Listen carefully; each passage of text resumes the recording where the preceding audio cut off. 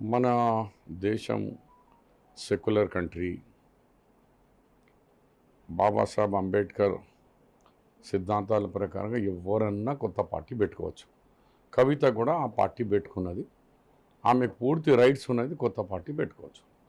కానీ కొత్త పార్టీ పెట్టుకున్న తర్వాత ఆమె ఎలా ముందుకు తీసుకుపోతుంది, ఫ్యూచర్ చూడాలి మనం, ఏమవుతుంది, ఎవరుంది.